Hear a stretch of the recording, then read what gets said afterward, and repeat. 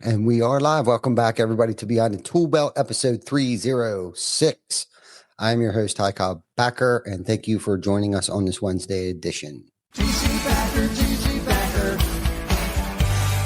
Roofing, siding, windows, gutter, solar. Roofing, siding, windows, gutter, solar. TC Backer. Welcome to Behind the Tool Belt, where the stories are bold, the conversations are real, and the insights come to you live, raw, and uncut. Every week, host Ty Cobb Backer sits down to bring you the stories, the struggles, the lessons learned, and the wins. No filters, no scripts, just the truth. Please welcome your host of Behind the Tool Belt, Ty Cobb Backer. Hey, welcome back on this wonderful Wednesday edition of Beyond the Tool Belt, episode 306. As we're wrapping up, we're considering our year's season. So we're wrapping up our fifth season here. We're getting ready to, we're approaching our sixth season of Beyond the Tool Belt. And we thought, why not reach out to Eric? Because Eric has always been one of our favorite guests on the show here. And maybe we can do a little bit of reflection over the years. Because Eric, you were probably one of the first people to come on the show. You and Paul, I think, back a few years ago. Oh, really? Yeah. You know what's funny is that you're going into season 6 at episode fucking 800, and I'm on season 7 of my show, and I'm at like episode 170. We move slow. We move. Yeah, you move really fast. Like you kick ass and fucking you get them in. Like you get them going. Like I'm letting them breathe now a little bit. Yeah. There's nothing wrong with that. And the more we do this too, the more we realize about so many different things. There's so many different things that are going on and things, updates that you got to juggle, whether it's with StreamYard or Facebook or whatever. And we've learned so much. And I've been doing a lot of these by myself on just my thoughts. I'll have a thought in the middle of the night. I'll jot things down, and then it'll be today's episode of Beyond the Tool Belt.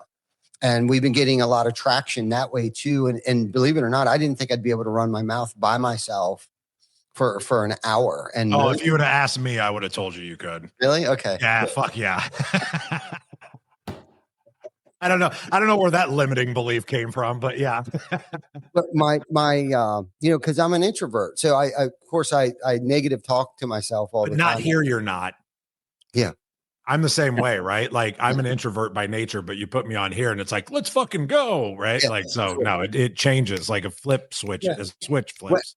I think when we have to, when we have to suit up and show up, we're there. We're okay. Let's do this. We know we got to do this. And we're entertainers. We're people pleasers. We're educators, leaders. And when things get tough, the tough get going kind of concept, I think, where it's like, I don't have to do a podcast every week, but I think I do it because it is still very uncomfortable for me. And it's like, we were going to not do one time. We were driving back from Greenville, South Carolina, and I was torturing myself going back and forth. Like, I'm going to do it. I'm not going to do it. I'm going to do it. I'm not going to do it. I'm going to do it. I'm not going to do it. And it was like almost like the situation where I wasn't going to go to Cayman with you.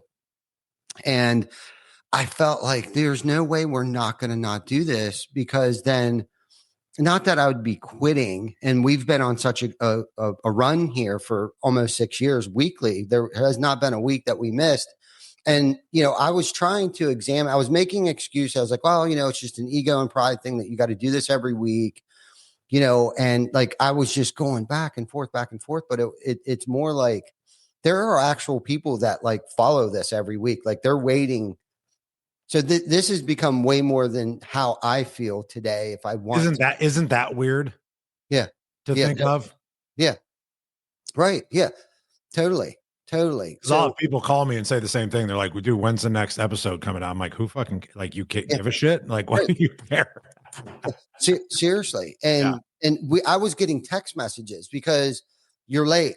Where you at? What's going on? It's like, dude, we're doing it. And we were driving. We did it live while I was driving. Vic hooked up a, what the hell is that cam called? GoPro cam on the dash there, and Hmm. there I'm dribbling my lip once again. I pulled through, to be able to run my mouth for a good 40 minutes as I'm driving. And I'll be honest with you, it was a good one. We got a lot of people were like, yeah, I can really relate to that, because all I simply did was talk about like how the ebbs and flows of my week. Like, it started out great and it went to shit, and what I did to kind of turn it around, what I learned from it. And here we are, we're heading back home, and people can relate to that, to that authenticity of, it's not scripted. It's where I'm just at. And a lot of my team watches it just to see where I'm at. Where's Ty's head at this week? Because what is he going to get us into, or what is he going to get us involved in? And it's actually become like a tool, for our team to watch too, because we talk a lot about, leadership, and I'll talk a lot about like what I'm reading, who I'm studying today and this week, or what I discovered about myself and what I've done to change some things, and old habits that I've tried to break and filter in, good habits and things like that. And so people are getting something out of it. So speaking on that, Yeah. just talking about like the weird episodes or posts or whatever that like get traction. Mm-hmm. I don't know if you saw that post that I made when I was in the airport. Mm-hmm. Mm-hmm. Did you, like, when I was fucking like I lost my shit on the fucking, like I didn't actually lose my shit on them, but like I about did, whatever, right? It was a long post, but I just pulled it up because I've never gotten this many views on a post in my life, right? Mm-hmm. And I remember, like, I don't know, 3 days later, I looked at it and it was at like 11,000 Wow. views, right? And I was like, God damn, right? And I had a few people that were like cunty in it, like they were kind of shitty. And I'm like, I made this whole thing that said like I was an asshole, and like I realized it, and like I need to adjust and I need to work on myself, and like we all need to do that, right? Like that was the premise of the post, right? And of course, there's still people that are like, "You're a piece of shit," and I'm like, "Oh my god, you're a fucking piece of shit. I hope you die." That's your first reaction, right? Like I want to fucking choke those people. But so literally 2 days ago, I looked at it again, and it was at 35,000. Oh my god! Right? And so I'm like, geez, like what the fuck? I just opened it up because you were talking about it. Now you can't see it. 86,000. Wow. And that's on Facebook. Yeah. Wow. Isn't that crazy? I've never had anything go like that. But to your point, the reason that I say it is because like it was all about screwing up, right? It was all about like making a mistake, identifying the mistake, trying to fix a mistake, right? But of course, according to people, I didn't fix it well enough because I didn't march my happy ass back up to the Amex Club and fucking say I'm sorry to the bitch that fucking wouldn't let me in 3 hours before my flight. But anyway, like, but it's just interesting that like those are the things that people will connect with and relate to, right? Because people don't connect on your wins, right? They don't care about like, look how much money I made, or look, you know what I mean? Look at what I did, or how awesome I am. They connect on shit of like, oh, he fucks up too. Yeah, for sure. Did your screen just go yellow? I don't know. Okay, it's just me. Maybe I was looking at you. It could have. Oh no, my whole screen just went yellow. But anyway, go ahead. So yeah, anyway, I just thought that was crazy. 86,000. Fuck. A few episodes ago, we were talking about like social reputation and personal brand, and I think getting out there and being vulnerable, like the Fearless 44 is a good come out of my shell opportunity for people to get to really see. And especially when I brought Jana up, because Jana is the most authentic person that I know. I mean, she'll get on. She has no idea what the hell she's going to talk about. She doesn't think about it. She usually has one of her grandbabies with her, and they are the ones talking about like, oh yeah, we went to the zoo today. And, and people like love it. Like they hate it when it's over. And like they reach out to her and ask her, like, when are you guys going to do another Fearless 44? It's like that real TV. I don't know what it is, but like that is more important than us as business owners or even salespeople within an organization to put themselves out there as genuinely as they possibly can, showing their family, like your Sundays that you have with Tegan, right? Like that's what people want to see. Those are probably some of your most engaged posts that you have. Not anymore. Not anymore. Not anymore. They used to be, Okay. but not anymore. I get the same engagement on almost every single one of those now because Mhm. it's the same people that see, it seems like it's the same people that see them that enjoy it. It's That's not viewer bad. fatigue. No, it's viewer fatigue. So now you need to come up. Yes. Like if you're trying to promote your personal self, or not even like, I hate to even put it that way, like you're trying to I promote, know what you mean though. Yeah. you got to come up with something different, Yep.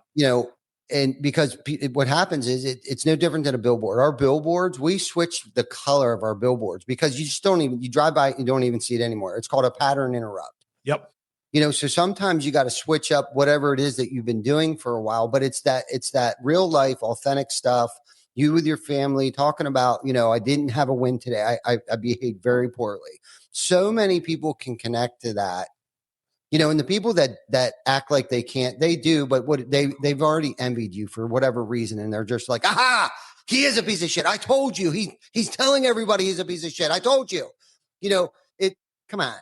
Right. Like, you've never screwed up. You've never pulled out in front of somebody before. And those are the people that probably annoy the shit out of me the most. I've gotten better. I'm not perfect about this, but like, if I see someone that pulled out in front of me, I kind of just give them a wave. Like, I just did that an hour ago to somebody.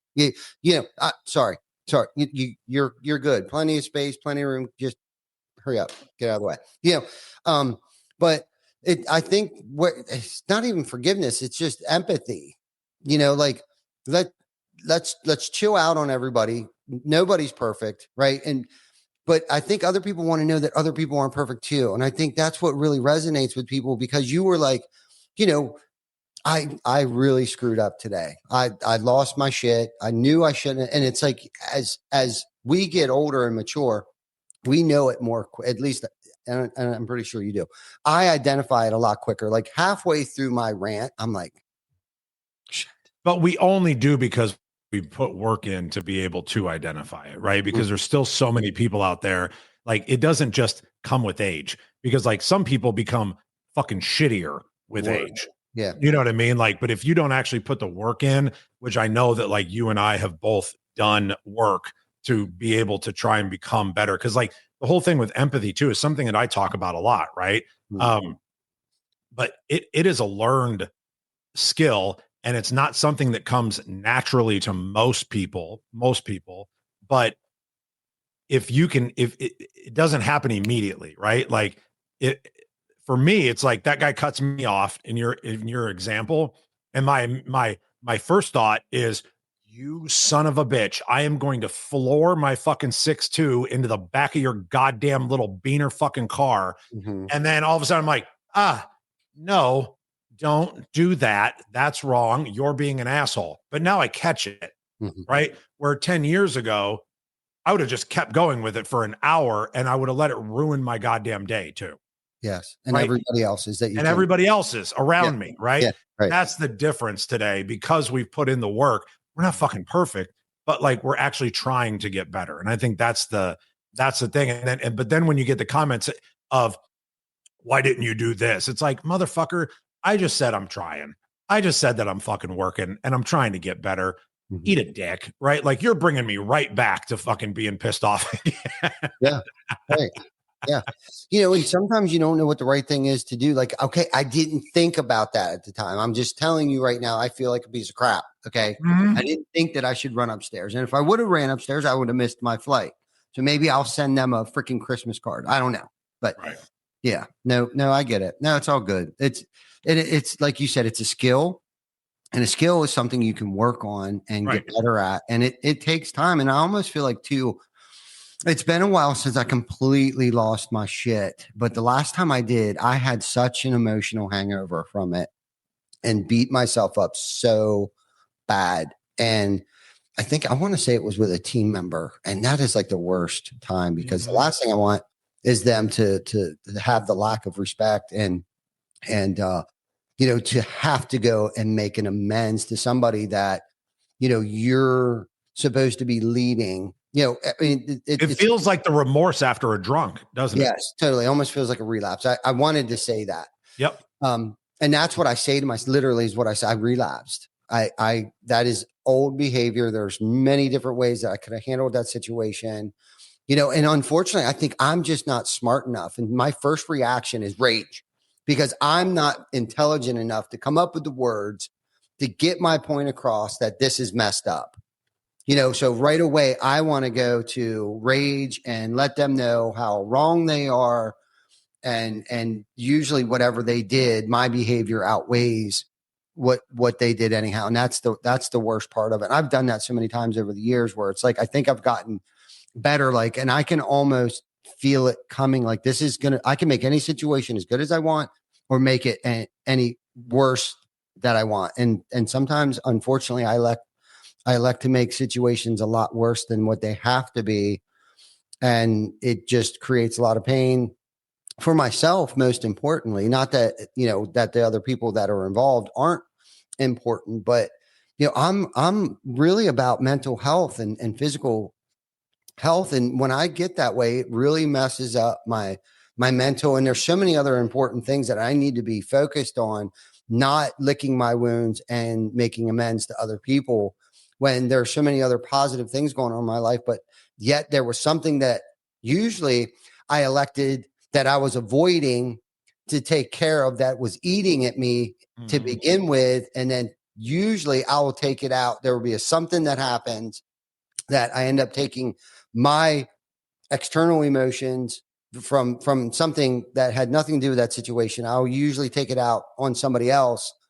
And this is the thing somebody told me a long time ago. If there's something wrong, there's something wrong with me. If I'm allowing exterior situations to affect my interior, then there's something wrong with me. It's always us. Yeah. Mm-hmm. It's always us. We always got to figure that out. By the way, I was just looking right here to my left, right, whatever the fuck that is. How excited are you for that? What is that back there? What is that? Oh, that is exhale. I'm super excited about that. How excited are you for that? I'm fucking stoked. Like, this is going to be better than the first two.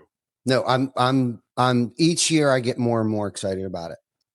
I truly do. Cause I know what to expect when it comes to scuba diving. Outside of that, I really don't know what to expect because I never know what you have in mind. But every year you've done it so far, I've gotten more and more out of it. And I'm actually applying a lot of the stuff that I learned on the last trip with you guys. We're actually trying to come up with, I'm calling it a 30-day reset challenge. And there's breathing involved in it.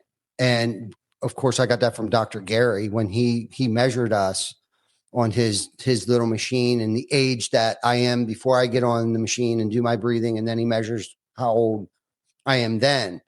Now I don't explain all of that, but one of the challenges in it is a 2-minute breathing throughout the course of the day. When you start feeling overwhelmed, what are you doing to move the needle and certain things that I'm adding to this challenge. I don't want it to be any more than 8 things, kind of like Hunter's Fearless 44, like his daily 8s and stuff like that.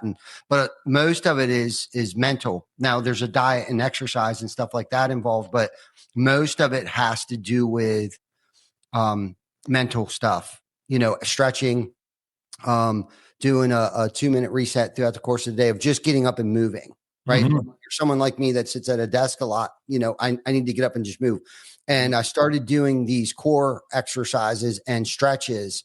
And literally it takes approximately 2 minutes to strengthen my core and to stretch my back in the position that it should be stretched to try to help save my L4 and L5. I'm in the process of. So that's kind of where some of this came from, because the way that I sit is affecting my back.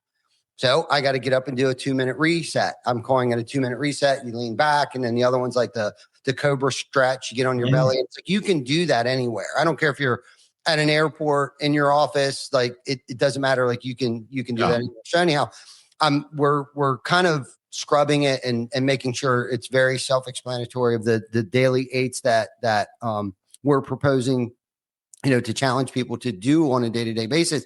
But what's cool about this, just like the Fearless 44, you're going to want to do this once this challenge is over. And a lot of it has to do with input and output. So what are you inputting? Who are you surrounding yourself with? What shit are you listening to? What shit are you not learning? What shit are you not reading? So one of the challenges is to remove an input, a bad input, whether it's watching news at night while you're laying in bed, remove that and start, and then you got to replace it with one good input. Mm-hmm. So what will be reviewed? I did that. I used to watch TV every night before I go to bed, laying in bed. I have a fucking 90-inch TV in my bedroom, like an asshole, right? And I used to watch TV every single night before I went to bed. When I was younger, like it used to be the thing that put me to sleep, even, Absolutely. right? And I changed that to where during the day, if I'm reading, I'll read like personal development, growth stuff, like during the day, but not at night. So at night, I've started a new thing where I'm only reading fiction at night, but I'm still reading, I'm still engaging my brain and doing things. But instead of watching TV, I read, and I read with the lights out and a Kindle so that I have no blue light whatsoever in the room. And it's just that light, it's just the Kindle light. So then my eyes can actually get tired and I'll actually fall asleep, because if you have blue light on, like from or yellow light, white light from your lamp or from your TV or whatever, it makes it really hard to get to sleep. And like, I know how much sleep I need to be able to perform in a day, right? Like I have to have, if I get less than 7 hours, I'm fucked. Like my day is just ruined if I get less than 7 hours. I have to get 7.5, 8 hours of sleep every night. And if I it's been a game changer. I literally haven't watched TV in my bedroom for Christ, a year. Like I literally haven't. It's been crazy. And it's been like fun. It's like I'm still watching TV, but I'm reading. Yeah. No, I love You know it. what I mean? And it's because your imagination goes wild as you're reading. Yes. You're putting yourself in that place or whatever. Yeah. Yeah. No, I love it. Love that idea. No, I know you're married, and I'm assuming that you guys sleep in the same room. Now, is your wife also reading something? Like, what is she doing when you're doing this? Not at night. She reads during the day, but not at night. At night, I usually do it when she's going to sleep. She's one of those people, though, they can just go to fucking sleep. Okay. And I'm like, I don't understand that. Like, because my head is fucking just like spinning with ideas and like, what's the new business idea I'm going to do? And like, how many jobs or blah, blah, blah. You know what I mean? Like my brain is fucking always on. So like she turns off the light and she's going to sleep, but she doesn't watch TV either at night. So yeah. Well, and I asked that personally for myself because I know Jan and I, we call it slumber. We slumber every night together. We have a slumber party, and and I'm just, and we've talked about like, are we going to read? How are we going to like, cause there could be 12, 14, 16 hours in the day that I don't see her or talk to her. Just it depends on where I'm at, what I'm doing. Yeah. I'm across the country or shit, even here in York, I'm literally 6 minutes from my house right now.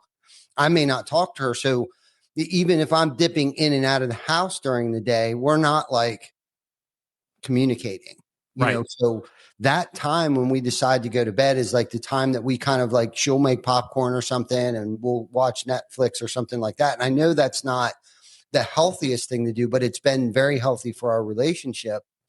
You know what I mean? So we kind of use that as the trade-off, like, but this is good for us. Yeah. I mean, and that's important too. I mean, not only am I working on myself, but I'm working on myself to better our relationship at home. But I do want to read more at night because I know blue light, scrolling Facebook, TikTok, whatever is not conducive to anything. And usually, all of that anxiety, I tend to wake up with, so a lot of people are like, I just can't put my finger on why I wake up in such a bad mood every day.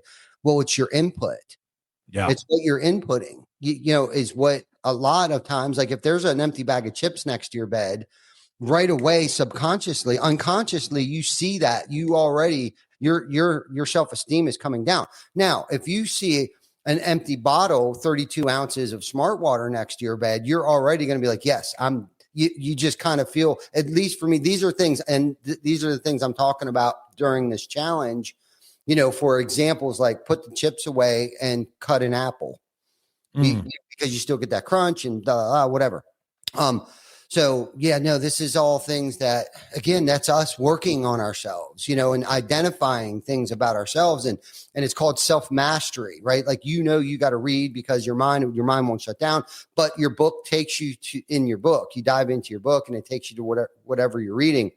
And I was also told a long time ago by a very smart gentleman who was the CFO at one of our local distributors here. He said, "What are you reading?" He always asked people what they're reading, and I thought that was a very one smart question to ask somebody. Like, what are you reading? Who are you following right now?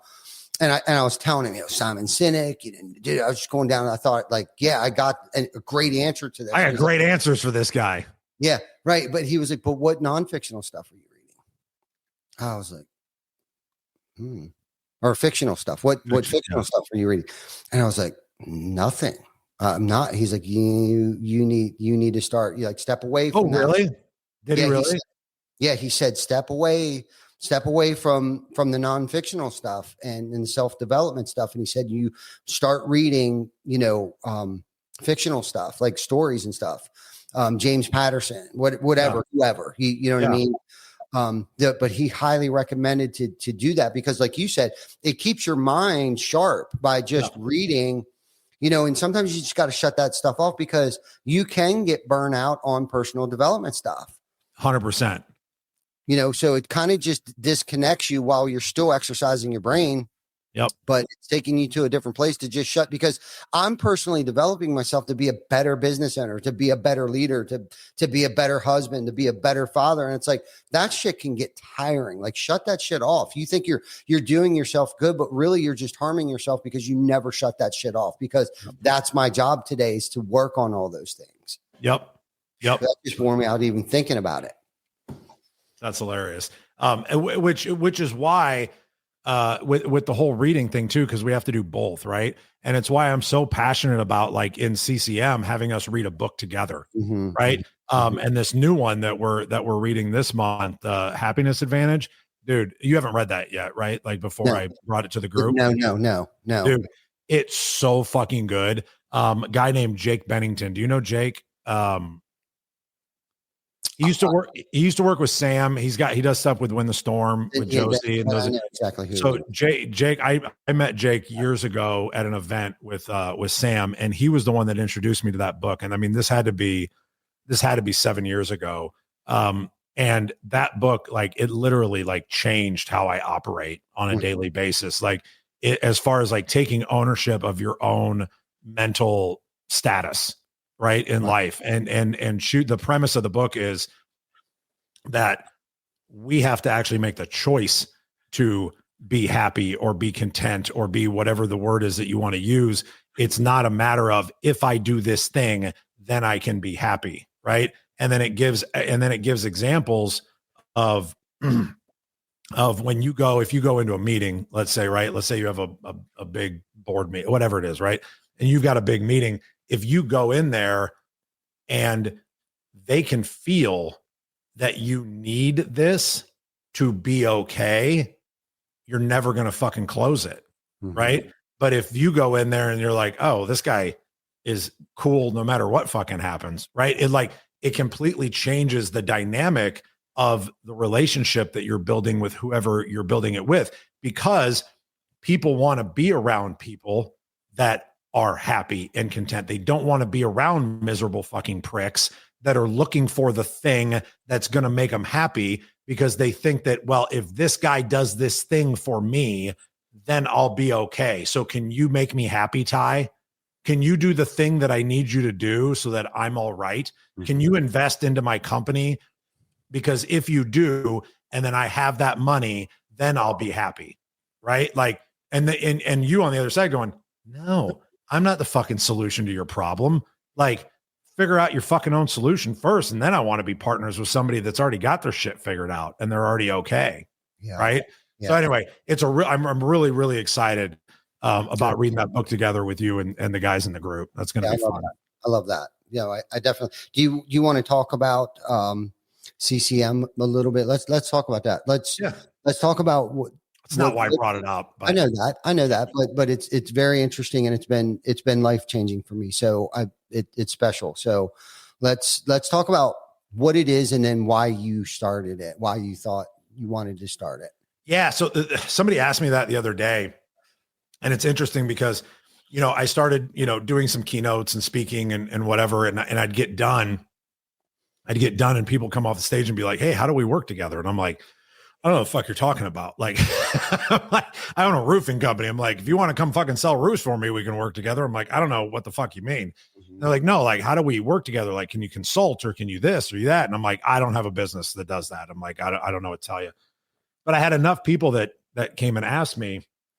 And I was like, I need to figure something out. And when we were in another group together, we used to have these accountability calls, and the premise and the idea behind it was fantastic. But the problem is that nobody fucking ran them. So there was no leadership inside of the group to be able to make sure that we were moving on the same path and the same trajectory of getting the accountability that we needed and doing the things together that we needed to do to be able to get better. And so I ended up like doing that. And I'm like, dude, I got a fucking business to run too. And I got people that rely on me. Like, if I'm going to input this much time and this much effort into this, like, not to sound like an asshole, but like, I got to be compensated at some fucking point for my time. Right. Yeah. And I was like, why don't I just make a group, like a nice intimate group of high level dudes that want to have that accountability and want to do things together that helps them grow. And so that was where CCM Cult Culture Movement came from. Because my original keynote was about how to create a cult-like following inside of your company, right? And so it was like cult culture thing. I was like, well, I guess I'll just call it Cult Culture Movement. And I've thought about changing the name over the last couple of years, but it's like CCM has this ring to it, right? That I kind of like, and I just kind of want to keep it there. But the group that we've made, and this is one of the first times that I've even really talked about it, right? Like I don't run fucking ads, and I don't.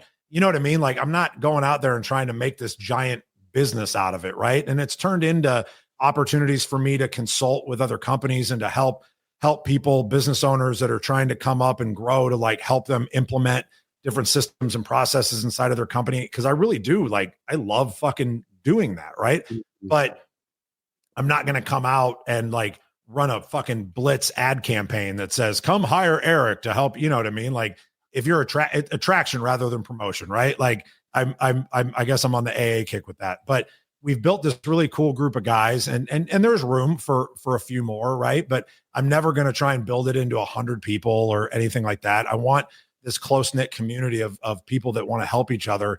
And, recently we started really getting into the nitty gritty of accountability and finding out what it is right now that you're fucking working on, which you missed the fucking call yesterday, but we're getting down to the nitty gritty of like, hey, what is it right now that you're working on that you need everybody in this group to hold your fucking balls to the fire and check in with you every week and be like, hey, asshole, are you doing this? Right. Mm-hmm. And it was interesting because an example of that was I had brought it up, not this call that you weren't on, but the call before that, mm-hmm. where we started making those lists together. Right. And mine was this thing that I was doing. And one of our group members, Dan Lee, I flew out to Pinehurst and went golfing with Dan. He invited me to this event out in Pinehurst to go play golf. And we were sitting there eating lunch, looking at the 18th green of Pinehurst number 2. And he looked at me and he goes, hey, how's that thing going?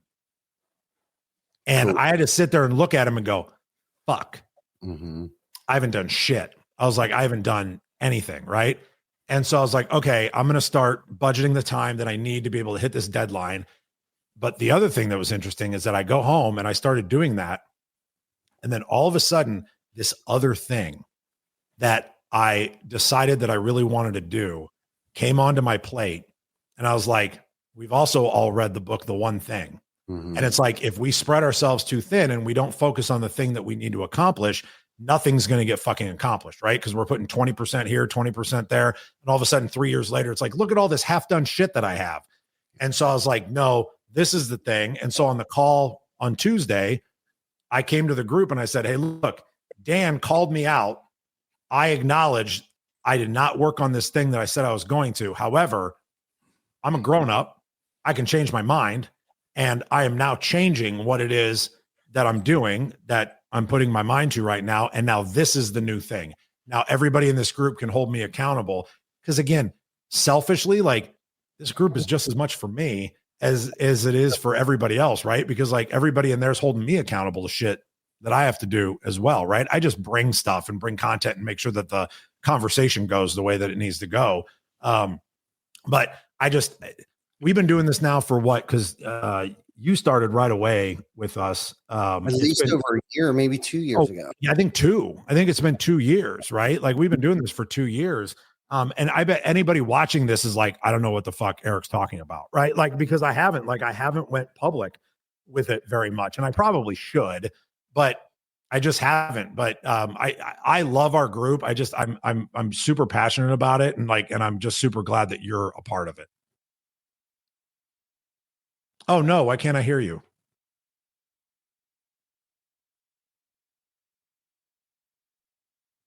For some reason, there you are. You're back. Yeah, You're my mic was muting.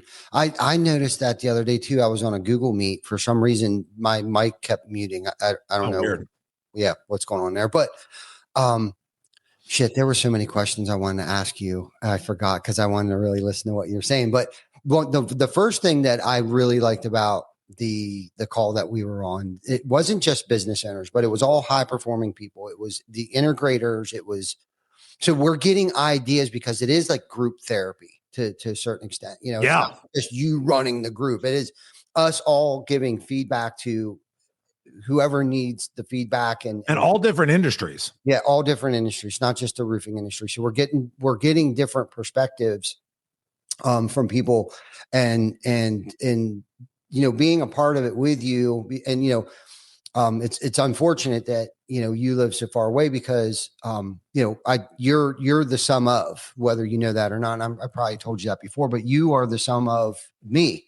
You know, they say if you hang out with 5 idiots, you're going to be the 6th idiot, and you're one of those idiots that I elected to hang out with. You know what I mean? And because you've pushed me places that other people haven't or can't or won't.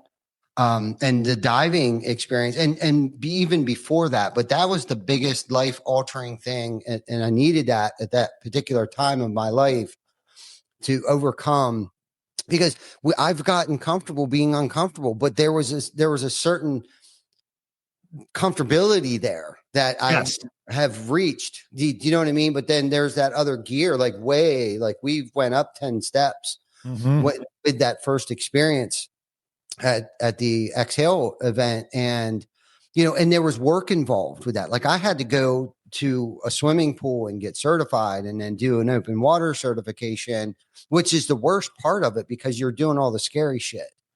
You're not enjoying yourself. Like rip your mask off, turn your tank off, all these weird, crazy things that you do 50 feet underwater is not comfortable at all. And I needed that. And I refer back to that. So I think it was last week I was talking about on the podcast where it's like, if I'm going through something, reflect back on something that you went through that was, you know, troubling or uncomfortable, and remember how you got through that and how much better you were for that. And I refer back to that moment of diving for the very first time and doing that really uncomfortable stuff a lot. I reflect on that a lot when something comes up and it's like, oh man, I don't know if I can do it. I think back to the first time I went diving where it was like, fuck, man, if I did that, there's nothing that I can accomplish anything, like literally anything, because that goes against everything. Going underwater, not holding your breath, breathing through your mouth, like everything. And the real parallel to that, though, for those of you, for the people that weren't there to watch you and to witness it, is not only the fact that you did it, right? But remember the first dive that you did, you were a fucking kicking panicky Pete, right? I mean, you were fucking all over the goddamn place, right? By the end of that trip, you were a completely different person, and you're a completely different diver, right?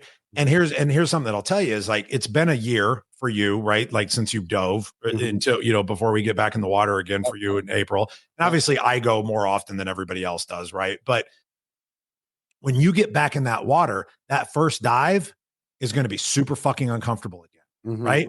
Because it doesn't all just fucking come back. A lot of it does. But like that first dive, you're like, ooh, fuck, is this working? Did I check this? Did I fucking do that? Did I, right? But then after you get that first one under your belt, and like all of that parallels into life so much, right? It's like, you just have to have repetition, right? The more you fucking do something, the better you get at it and the easier it becomes. And then you hit that fucking plateau of you were here and you thought this was super fucking uncomfortable, right? This isn't uncomfortable anymore. This is normal, right? So now how the fuck do we get here? Yeah. Now we got to fucking break through this threshold of uncomfortable because it's not uncomfortable anymore. This is just normal. This is what the fuck Ty and Eric do. Now, how do we fucking go here? What's the next goddamn step, right? Yeah. And figuring that out together, right? To your point of like, who do you have around you, right? Because you got to have people that you're talking to going, dude, what's next? Because we did these fucking things and I've pushed my fucking limits, but like, there's got to be more, right? Because if I'm tapped out, then fucking dig my hole. Seriously. And I ain't ready to dig my fucking hole yet. Yeah, me neither. Not even close. Then, and thank you for creating that. Thank you for having the vision, for that. And like you said, it parallels to so many things in life, just the struggles, the learning curve and getting comfortable with, and walking through that fear. That was probably the biggest thing. Like you said, I was a floundering, blubbering, fearful, You're just scared. Yeah. You're just scared. Right. Yeah. I mean, which is expected. Non-amphibious creature in the water at the time.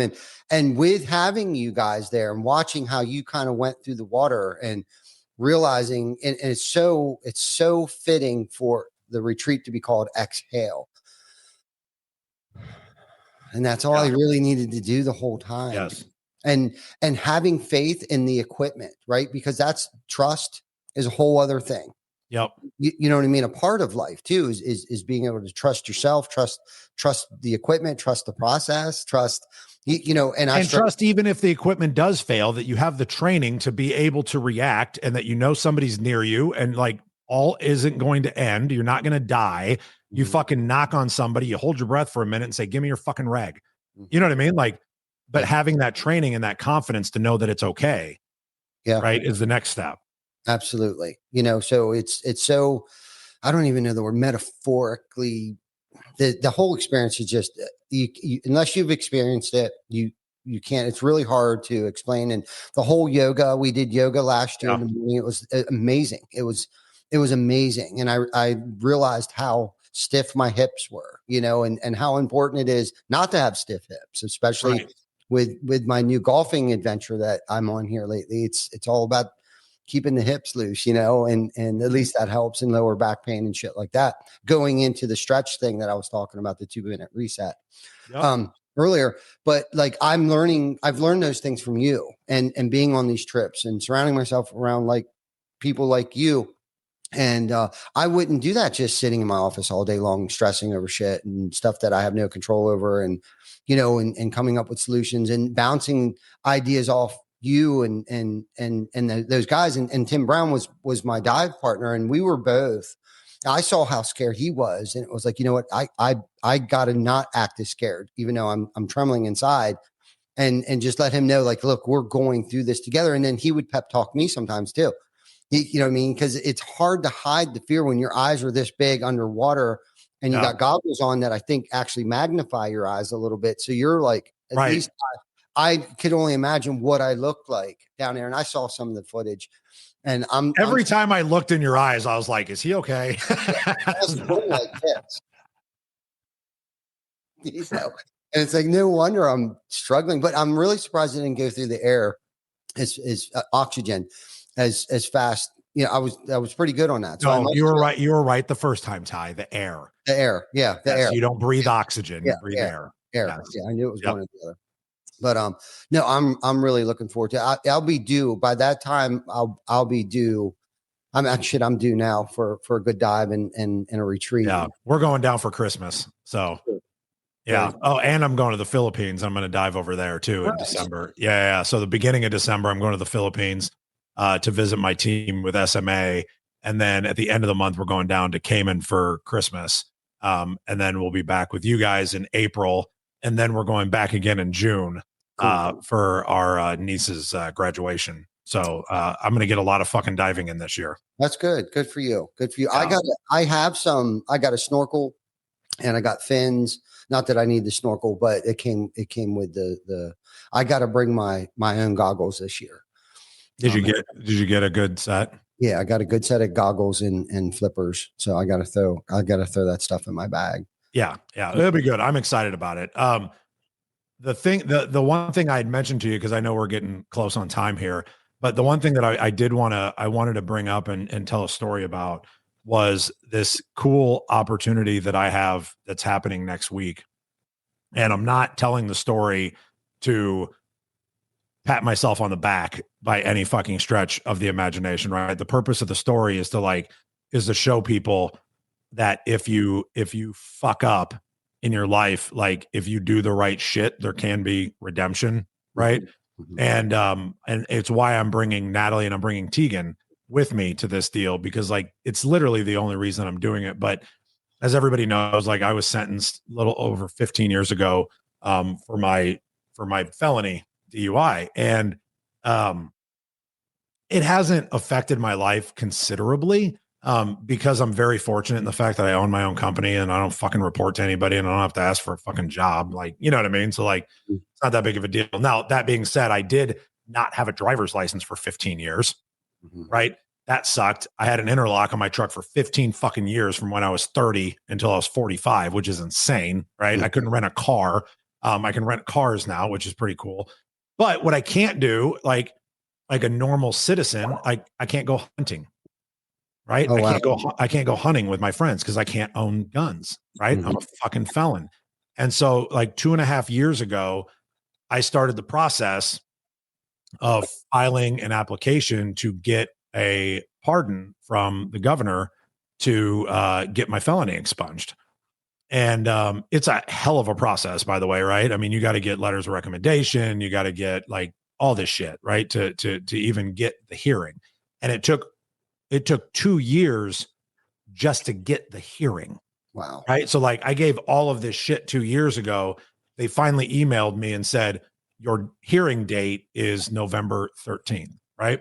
So next week I've got a hearing date and I'm going to go in front of the governor, the attorney general, and the secretary of state of Nebraska to get an opportunity to get my felony expunged and to get my rights back. Wow. Right. As like as a normal human. And what's interesting about that is when all of this happened 15 years ago, right? I mean, I was obviously just a giant cesspool, fucking garbage human being, pile of shit. Who would want to associate with me other than giant garbage piles of shit, right? As well, right? Because who you surround yourself with, right? Like good people aren't going to want to hang out with me. And I got the opportunity last year to play golf with the former attorney general of Nebraska. And then he and I became buddies. And he called me yesterday and was like, just wanted you to know, I put in a good word for you with the governor and the AG.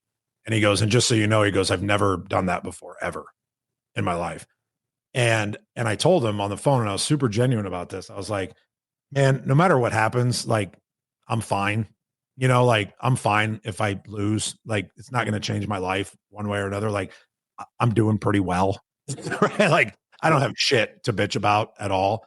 But have you ever been in a moment where I talked about this in the Roofers and Recovery meeting the other night, but have you ever had a moment where like you had this overwhelming feeling of gratitude just come over your body and like you can feel it, like it tingles and you're like, what the fuck? And like it's not like you're gonna cry, but it's like, just get that emotion is there, right?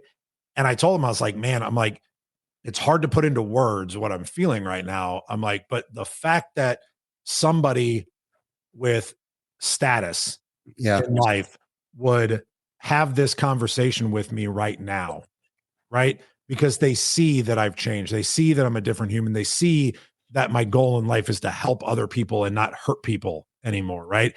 And that they would go out on a limb and put their name behind my name. Yeah. It just proves like that shit can change, right? No matter what the fuck you're doing, it means there's time involved, and it means there's work involved, and it means that there's struggle involved, and like you're going to be really fucking uncomfortable, and you're not probably going to enjoy the process, of what it takes to get there, right? But if you're willing to sacrifice some time and some fucking ego, that's the big one, right? Because we all want everything right fucking now. But if you're willing to sacrifice that time and that ego and the pain that's associated with going through all of that, that there is a true opportunity to come through as a different human and have the people that you're surrounding yourself with be like that, right? That are willing to go out on a limb for you to say good things about you, about this person that was literally hiding coke in their truck. You know what I mean? Like what the fuck? It's just the level of gratitude that I have to, and again, I haven't even won my hearing, right? Like I might fucking lose it. Right. And again, if that happens, it's fine. I can't control it. Right. Like I'll say what I can say and I'll do what I can do. And if I get it, great. Sure hope I do, because it's going to be really embarrassing if my daughter's sitting in the audience fucking watching and dad loses. But like, it's not going to change my life. It's not going to change how I operate my life. It's not going to change the fact that I'm still going to try and help people. And I'm still going to continue down this journey and this path that I'm on. But it's cool to be able to reflect. It's cool to be able to reflect and see that and see where we are now and the cool shit that like you and I get to do together because of the journey that we both fucking lived, right? And that we don't have to be those people anymore, right? Yeah. That's really,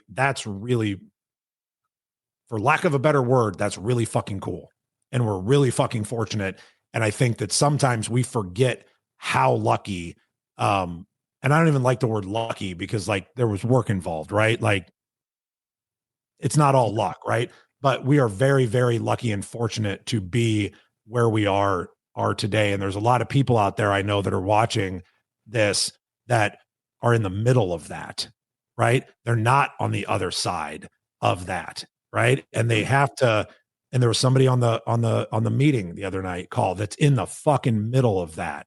And it's like, man, you have to sacrifice right now so that you can have the shit that you want to have. And you have to have the hope and the belief that if you do the things that you have to do, that you need to do, and you're okay with eating a little bit of shit for a while, that all of those things can go away and all of the good things can come. Right. And I don't know, it's just, and maybe it's just getting older and I'm turning into a pussy, but I love that. And I wanted to be able to share that with you because of the path that we both have lived. Yeah, no, that's an amazing story. And, sometimes quickly, sometimes slowly, but the rest of it.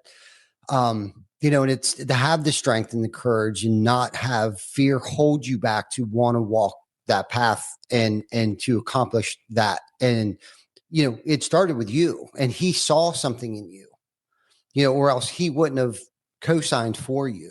You know what I mean? And that's the thing. And I think a lot of times people see it in us before we see it in ourselves, and he sees that you're what you're about today and that you want to help people and not hurt people. And sometimes it just takes time. Time takes time sometimes. And like you said, we want it right here and right now. And right. This is one of the things that it has taken over 15 years, and you wouldn't have been able to do that at year 1 or even year 10. You had to wait the amount of time. And like you said, it took as long as it took. Yeah. Right. It took, but by continuously doing the next right thing day after day after day, year over year, here you are, you got a guy that you're golfing with. And who would have ever thought that 15 years ago, would you have ever thought that you would be golfing with someone with that type of stature? Right. No, never. Right. No. And I experience shit like this all the time. I really do. The only thing that I wish, and Vic and I have talked about this, that sense of gratitude that you were experiencing and have felt when you were on that call with that guy. I wish that I could feel that more often, and not. Yeah, but then it wouldn't be as impactful. No, it wouldn't. But I remember when I walked out of jail that day, that sense of freedom that I had. Yes. Okay. And with nothing, I had a paper bag. Okay. With jail socks and probably bar soap. Maybe not. Maybe I gave it to somebody before I left. I don't know. But whatever was in that bag. Right. And that feeling that I had, what happens to my gratitude some days? Like there I was not even that long ago. I mean, it was a long time ago, but it really wasn't a whole entire lifetime. I can still remember the gratitude I had when I got out of jail, went home, and I ate a meal that I chose to eat and took a shower when I chose to take it with a door that's shut. Right? Yes. Like, I remember the gratitude that I had in that fucking moment of a meal that I chose and a shower when I chose to take it without any other dicks in the room. Yeah, literally. Yeah, no. And it's like sometimes I can lose that. And I wish it was easier for me to remember that. Yeah, I can remember the day that I walked out and finally got to smoke a cigarette without hiding. Or whatever, or open. The biggest thing you want to know, it was kind of like you were saying, was to have a refrigerator that I could open at any time and pull anything I wanted to out of the refrigerator. Is still probably one of my biggest gratefulnesses that I'm able to do that today is to open up the refrigerator and essentially get water, fresh water, good water. And to be able to bathe in good fresh water by myself, is the other thing too. But it's just so funny that we had to go through that man, I don't know if I would be who I am today if I didn't experience all those things and be as grateful and as giving and as understanding. And I know you wouldn't. Empathetic. Neither would I. Yeah. No fucking way. No doubt. No fucking way. Yeah. I've never met anybody that hasn't went through some shit like that has the same level of appreciation, gratitude, and wants to give back as much. Yeah. Right. Because you can't have good without evil. You can't have bad without good. You can't have, it's yin yang. Right. And if you don't know what shit is, you can't know what amazing is. Right. Mm-hmm. Like it doesn't make sense. Right. Like if you've only been on this side of it, then how do you know how good it is? Mm-hmm. How do you know how to be appreciative of it if you haven't got your dick kicked in at some point in your life? Totally. I agree. I think everybody should have to go to jail for a week. Yeah, no doubt. I think everybody should be a mason tender. Anybody that gets in the construction trade should be a mason tender for a month. What is a mason tender? Yeah, somebody that mixes the mud and throws all the up to is that what that term is called? Yeah, mason tender. Yeah. We used to just work on a roof. Yeah, true. You know what I mean? Like that was one of the things I was going to implement in our company was that anybody that wants to be a sales guy has to go work a day on a crew. Yeah. Yeah, no doubt. I agree. Just one day. One day. Yeah. I think most students getting out of school should do that for summer. 100%. 100%. Yeah. But I can only affect the people that I have direct effect on. So I'm going to start doing it with all my sales guys. So anybody who wants to work for D&M, you're going to work a day on a roof, bitches. But they would definitely gain respect for sure. There's no doubt about it. There's no 100%. 100%. Love this. Thanks for having me on, Ty. Yeah, man. Thank you for coming on. Seriously. Thank you. And I guess this is a good area for us to kind of wrap this up here a little bit. But thank you for coming on and listen. Eric has a podcast. Be authentic or get the F out. And the name of your book is shit. What's the name of your book? Hang on. Shut up and listen. Shut the F up and listen in parentheses more. Yeah. Was that right? Shut the fuck up and listen more. Yeah. So check him out. He's all over social media. He's got a great book, and talks about all kinds of real stuff that most of us people go through on a day-to-day basis, but don't want to talk about and has solutions in there as well. His podcast is amazing. He has amazing guests on the show. He asks really great questions and his guests have amazing answers. So Eric, thank you always. Before we close. Yeah. Did you read it yet? Of course I have. Oh, okay. All right. Yeah. I like calling people out and they're like, oh, yeah. Yeah, I believe you. Yeah, for sure. Thank you. Love you, brother. Yeah, love you too. Thank you for coming. And thank you everybody for watching. If you haven't liked, love, subscribe, please do that and give us a rating. So till next week, have a good day.